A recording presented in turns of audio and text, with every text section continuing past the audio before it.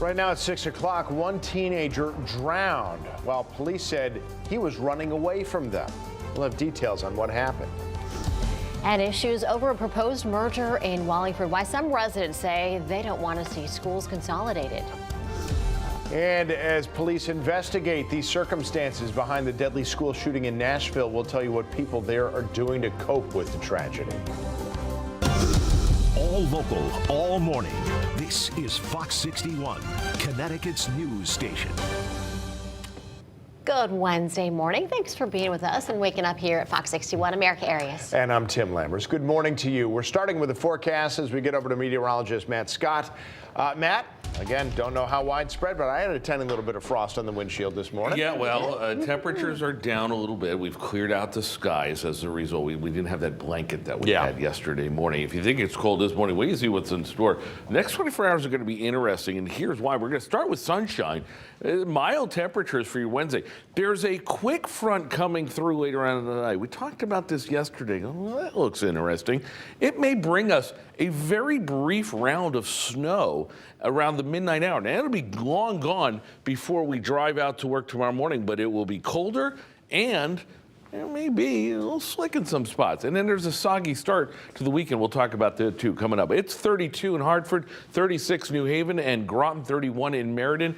Just a few clouds out there, but overall a lot of sunshine. There is that squall in question. It's a very narrow band, but it'll come through with a little punch. Watch as we go through the day. Here comes midnight, and we'll stop it at 1 a.m.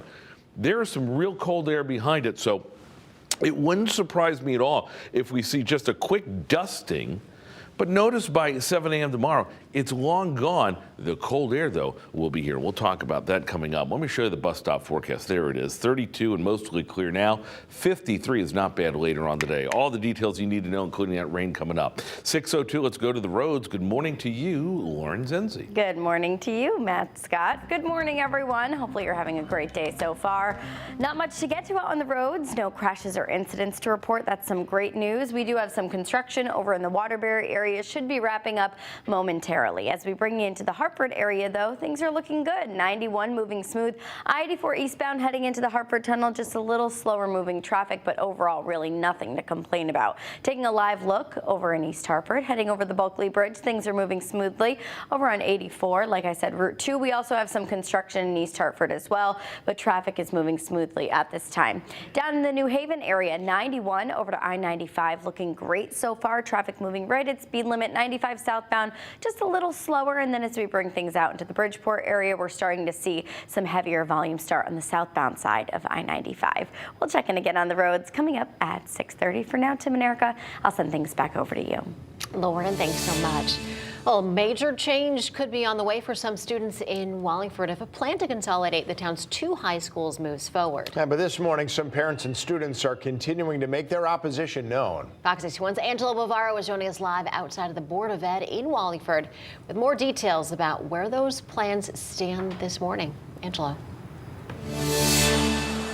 Erica, Tim, good morning. So this plan is now under consideration by the town council, and that's after the Board of Education did already vote to move forward with this consolidation of the two high schools here in town, Sheen High School as well as Lyman Hall High School. But as you mentioned, there is that vocal group of opponents who argue that their voices are not being taken into consideration during this debate, and they want this decision to be a referendum for the town to decide on. So take a look.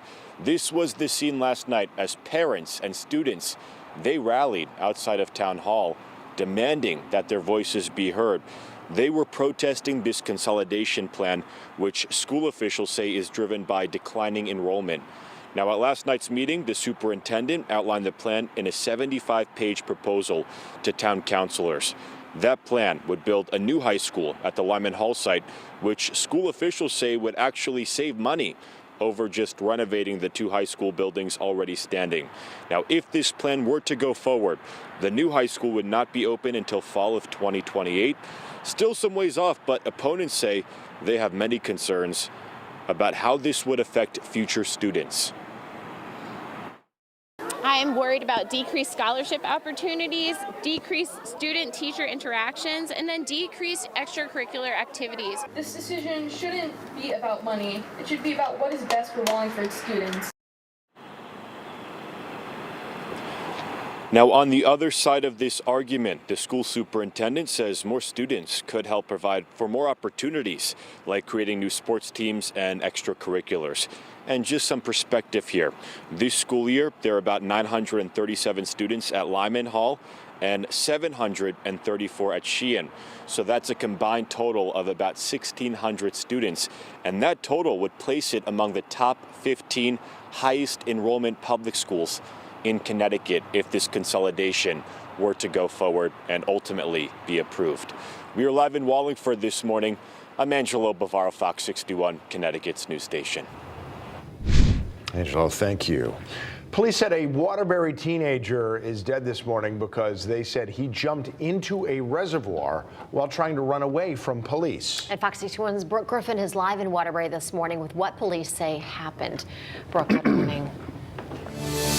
Well, Waterbury police tell us that chase started all because of stolen cars, and then it ended with 3 teenagers in custody and 1 unfortunately dead after trying to get away from police. Investigators say this all began around 2 o'clock yesterday when an officer spotted a stolen car with New York plates near Greeleytown Road. They tell us nobody was inside that car at the time, but shortly after, officers say another stolen car out of Connecticut was spotted nearby on Sage Street, and that car had 4 teenagers inside. Waterbury police tell us the 4 teens jumped out and started to run away on foot. The 14-year-old driver and the 16-year-old passenger were caught immediately, but the other 2 passengers reportedly ran into the woods and jumped into Lakewood Lake. One of the 17-year-olds got out of the water on his own and was taken into custody. Police say the other teenager went underwater and did not come back up. This is when police say that a dive team was sent into the water. They tell us that the boy's body was found in the lake and they took him to the hospital, but he was pronounced dead. The other 3 teenagers have been charged with theft of a motor vehicle and interfering with police.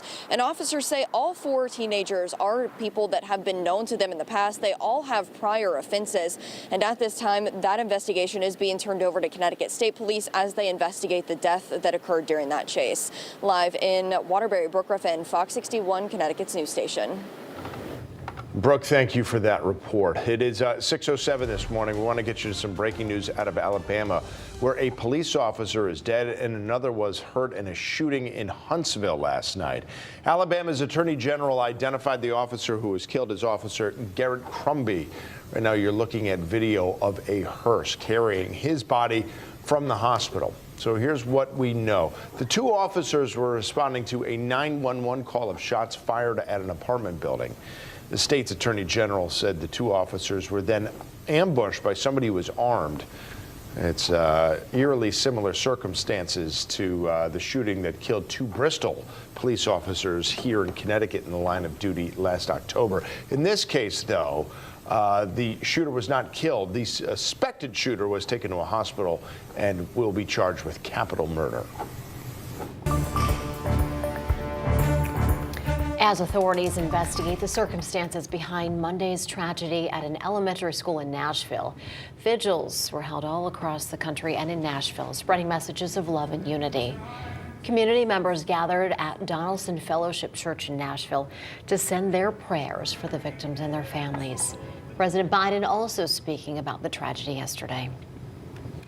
We know that this family's worst nightmare, the family's worst nightmare has occurred. I've lost a child not to that. I've lost a child to an accident and to cancer. But I tell you, there's nothing like losing a child, particularly the more senseless it is, the more devastating the impact on you. It's absolutely heartbreaking, and it's senseless. You know, those children should all be with us still.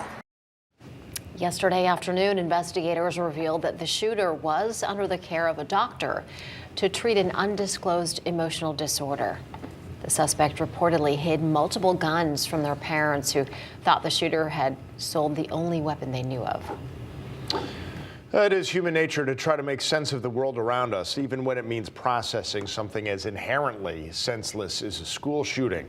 Granted, many people might choose not to confront it at all if they've gotten numb to seeing this happen over and over. But Hartford Healthcare's chief of psychiatry, Dr. Javid Sukkara, said processing these school shootings is important, and it also might be getting harder for some people to do. I also think it's important that all of us acknowledge the impact of these images and these videos and give ourselves the space and grace to process it.